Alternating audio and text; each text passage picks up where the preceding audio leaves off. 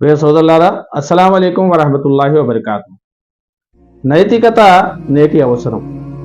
విద్య లేనివాడు వింత పశువు అన్నారు మన పూర్వీకులు. కానీ వారి కాలంలో విద్య సంస్కారాన్ని నేర్పేది, నైతికతలను బోధించేది. కానీ ఇప్పుడు అలా లేదు. తెలివితేటలు, విద్యా జ్ఞానాలు, నీతి నియమాలు, వీటి గురించి ఆలోచించినప్పుడు నీతి నియమాలు లేకపోతే తెలివితేటలు ఉన్నా సమాజాన్ని దోచుకుంటాడే కానీ సమాజానికి ఉపయోగపడటం జరగదు. నీతి నియమాలు లేకపోతే ఉన్నత విద్యా జ్ఞానాలు కూడా సమాజానికి ఉపయోగపడవు. నీతి నియమాలు మనిషి వ్యక్తిత్వాన్ని, నడవడికను తీర్చిదిద్దుతాయి. సమాజానికి కావలసింది ఇలాంటి వ్యక్తిత్వం ఉన్న వ్యక్తులే. అత్యున్నత స్థాయి చదువులున్న వారు కూడా నేరాలకు ఎందుకు పాల్పడుతున్నారు? ఎందుకు నైతికంగా అధోపాతాళంలో కనిపిస్తున్నారు? ఇది అందరం ఆలోచించవలసిన ప్రశ్నలు. ప్రస్తుత పోటీ ప్రపంచంలో తల్లిదండ్రులు తమ పిల్లల ఐక్యూ అద్భుతంగా ఉండాలని కోరుకుంటున్నారు. తెలివితేటలు సాటి లేనివిగా ఉండాలనుకుంటున్నారు. పెద్ద పెద్ద చదువులు చదవాలని ఉవ్విళ్ళూరుతున్నారు. కానీ నీతి నియమాలు కలిగిన ఉత్తమ వ్యక్తిత్వం కలవారుగా మారాలని కోరేది ఎంతమంది? సమాజంలో భావాజాలం, నెరేటివ్, సామాజిక ధోరణులు దీని వెనుక ఉన్నాయి. వరకట్నం చట్టపరంగా నిషిద్ధం. కానీ బాహాటంగా కట్నం అడగటానికి సంకోచించని వారున్నారు. అలాగే భారీగా కట్నమిచ్చామని గర్వంగా చెప్పుకునేవారు ఉన్నారు. ఇదే పరిస్థితి లంచాలు, అవినీతి, కుంభకోణాల్లోనూ ఉంది. అవకాశం ఉన్నప్పుడు సంపాదించలేకపోతే అసమర్థుడిగా సమాజం భావిస్తుందనే ధోరణి కనిపిస్తుంది. క్లుప్తంగా చెప్పాలంటే అవినీతి, వరకట్నం, లంచాలు వగైరా రుగ్మతలతో సహజీవనానికి అలవాటు పడిపోయాం. ఆధునికానంతర ప్రపంచంలో సమస్య ఏమిటంటే వైజ్ఞానిక సాంకేతిక ప్రగతి ఎంత వేగంగా పురోగమిస్తుందో నైతిక అధోగతి అంతే వేగంగా దిగజారుతోంది.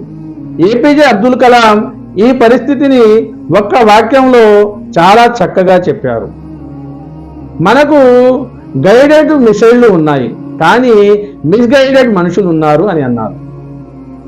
ఒక దేశం భవిష్యత్తు తరగతి గదుల్లోనే రూపొందుతుంది. ఆ తరగతి గదుల్లో నైతిక పాఠ్యాంశాలు లేకపోతే సంస్కారం నేర్పని విద్యే మిగులుతుంది. మార్టిన్ లూథర్ కింగ్ ఈ విషయాన్నే చాలా చక్కగా చెప్పాడు. Education which stops with efficiency May prove to be the greatest menace to society. Intelligence plus character, that is the goal of true education. మనిషిలో సామర్థ్యాన్ని, నైపుణ్యాలను పెంచితే చాలనుకునే విద్య సమాజానికి శాపమైపోయింది. ఉన్నత విద్యా జ్ఞానాలు, ఉత్తమ వ్యక్తిత్వం, ఇదే నిజమైన విద్యాభ్యాసం. ఇదంతా చెప్పుకునే ఆదర్శమే కానీ ఆచరణలో సాధ్యం కాదని భావించే ప్రబుద్ధులు కూడా ఉన్నారు. తెలివిగా ఉండటం కొన్ని సందర్భాల్లో మోసగించబడకుండా మసలుకోవటానికి ఉపయోగపడవచ్చు. కానీ ప్రాక్టికల్గా ఉండటం కోసం ఇతరులను మోసగించటం నేరమవుతుంది. ఈ విచక్షణను నేర్పేదే నైతిక విద్య.